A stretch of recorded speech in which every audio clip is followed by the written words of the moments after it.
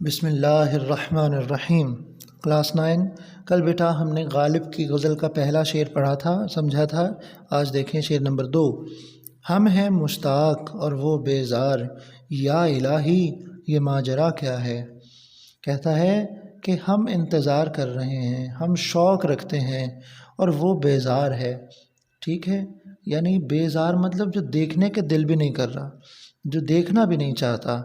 ٹھیک ہے، کہتا ہم اسے دیکھنے کی خواہش رکھتے ہیں، ملاقات کی خواہش رکھتے ہیں اور وہ ہماری طرف دیکھنا بھی نہیں چاہتا۔ یا الہی یہ ماجرا کیا ہے۔ ماجرا مطلب معاملہ جو گزر رہا ہے۔ ٹھیک ہے، یہ کیا چل رہا ہے، آگے دیکھیے۔ یا الہی ہم محبوب سے ملنے کا اشتیاق رکھتے ہیں، اشتیاق مطلب شوق، لیکن وہ ہم سے بیزار ہے۔ آخر اس تضاد کا سبب کیا ہے، یہ ایسا کیوں ہے، یہ کیسے ہو سکتا ہے کہ ہم کسی سے ملنا چاہتے ہیں لیکن اگلا ہم سے ملنا ہی نہیں چاہ رہا۔ ٹھیک ہے، تو یہ دیکھیں، یہ عاشق و معشوق یا محبوب کے درمیان ایک نفسیاتی جو تضاد ہے وہ بھی تو ہو سکتا ہے، لیکن یہ ایک انسانی رویہ بھی تو ہے کہ بسا اوقات یوں ہوتا ہے کہ آپ ایک شخص کی طرف بہت رجحان رکھتے ہیں، اپنی عزت گنوا بیٹھتے ہیں، اپنی جو عزت نفس ہوتی ہے اس کو داؤ پہ لگا دیتے ہیں، لیکن اگلا جو شخص ہے وہ آپ سے بیزار ہے جی، یا ایک مخلص آدمی ہے، اسے دنیا میں اخلاص کہاں ملتا ہے، اخلاص کا بدلہ کہاں ملتا ہے۔ وہ مشتاق ہوتا ہے، وہ اپنے رشتوں کے ساتھ پاسداری کرنے والا ہوتا ہے، ان کا خیال رکھنے والا ہوتا ہے، لیکن آگے سے اسے کیا ملتا ہے، بے پروائیاں ملتی ہیں، بے اعتنائی ملتی ہے، بیزاری ملتی ہے۔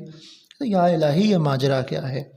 دیکھیں تشریح، یا الہی ہم محبوب سے ملنے کا اشتیاق رکھتے ہیں لیکن وہ ہم سے بیزار ہے، آخر اس تضاد کا سبب کیا ہے۔ محبت کرنے والے کی خواہش ہوتی ہے کہ اس کی محبوب ہستی اس کی آنکھوں کے سامنے موجود ہو۔ محبوب اگر اللہ تعالیٰ ہو تو انسان اسے دیکھنا چاہتا ہے، اگر اپنے جیسا انسان ہو تو اسے دیکھنے کی آرزو رکھتا ہے۔ تیرے کوچے ہر بہانے مجھے دن سے رات کرنا، کبھی اس سے بات کرنا کبھی اس سے بات کرنا۔ انسان کی توقع یہ ہوتی ہے کہ اسے محبت کا جواب محبت سے ملے گا، لیکن عام طور پر ایسا ہوتا نہیں، بلکہ محبت کا جواب بے رخی کی صورت میں ملتا ہے اور بعض اوقات محبوب کی طرف سے بیزاری کا اظہار بھی ہوتا ہے۔ آئینہ سوچ میں ہے کون سا منظر دیکھے، تجھ کو دیکھے کہ تیرے ہاتھ کا پتھر دیکھے۔ سبحان اللہ، واہ واہ واہ، کیا بات ہے۔ غالب خداوند تعالیٰ سے سوال کرتے ہیں کہ الہی مجھے تو اس بات کی سمجھ نہیں آتی، نہ ہی کسی دوسرے نے اس زمن میں کچھ بتایا ہے، تو ہی بتا کہ اصل بات کیا ہے۔ انسان عام طور پر اپنے مسائل خود حل کرنے کی کوشش کرتا ہے، خود حل نہ کر پائے تو اپنے دوستوں سے مدد لیتا ہے، لیکن جب کوئی امید باقی نہ رہے، غالب کا شعر دیکھیے، کوئی امید بر نہیں آتی، کوئی صورت نظر نہیں آتی۔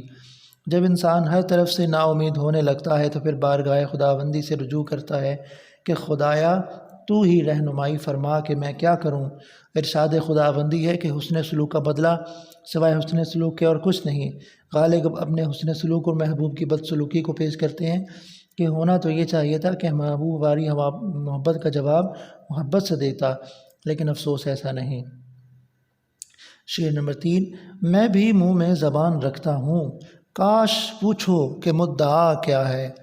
اب دیکھیے کہ ایک ایسا شخص کہ جو محبت رکھتا ہے اور اس کو محبت کے جواب میں بے رخی یا بیزاری ملتی ہے تو وہ اتنا ڈپریسڈ ہو جاتا ہے، کہتا ہے یار میرے منہ میں بھی زبان ہے، کبھی مجھ سے بھی تو کوئی پوچھے کہ میں چاہتا کیا ہوں۔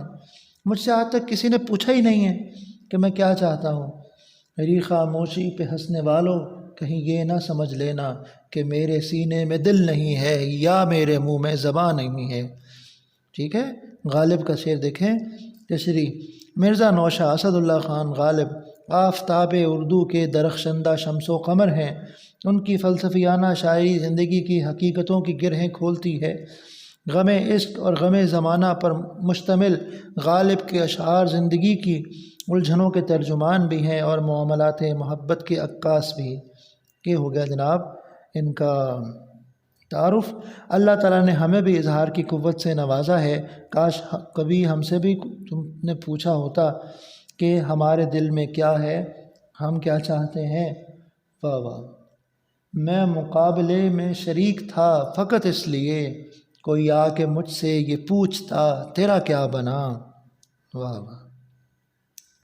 غالب نے اس شعر میں محبوب کی بے اعتنائی پر طنزیہ انداز اپنایا ہے اور محبوب سے امید رکھتے ہیں کہ کاش میرے محبوب نے میرے دل کی بات پوچھی ہوتی، ہمارے دل میں مچلنے والے ارمان کو سمجھا ہوتا، لیکن حالت یہ ہے کہ محبوب میرے قرب سے ناآشنا ہے، لیکن وہ یہ نہیں جانتا کہ اس کے ناروا سلوک سے بد دل ہو کر ہم اپنے دل کی کیفیت کو زبان پر لا سکتے ہیں، یعنی ہم بھی قوت گویائی رکھتے ہیں اور صدائے احتجاج بلند کر سکتے ہیں۔ یہ دستور زباں بندی ہے کیسا تیری محفل میں، یہاں تو بات کرنے کو ترستی ہے زباں میری۔ علامہ اقبال کی نظم ہے۔ غالب اپنے محبوب کی بے نیازی پر نالاں ہیں، کیونکہ محبوب محبت کا جواب محبت سے دے رہا تو درکنار وہ بات کرنا بھی گوارا نہیں کرتا۔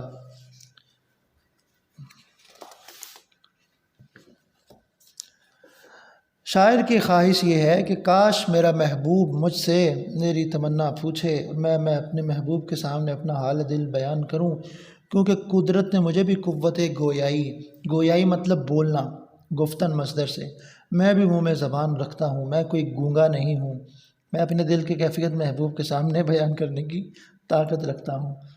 غیروں سے کہا تم نے، غیروں سے سنا تم نے، کچھ ہم سے کہا ہوتا، کچھ ہم سے سنا ہوتا۔ کیا بات ہے، واہ۔ ہاں جی بیٹا، آج یہ 2 اشعار کی تشریح دیکھی ہم نے، کل انشاءاللہ آگے دیکھیں گے۔ اوکے، اللہ حافظ۔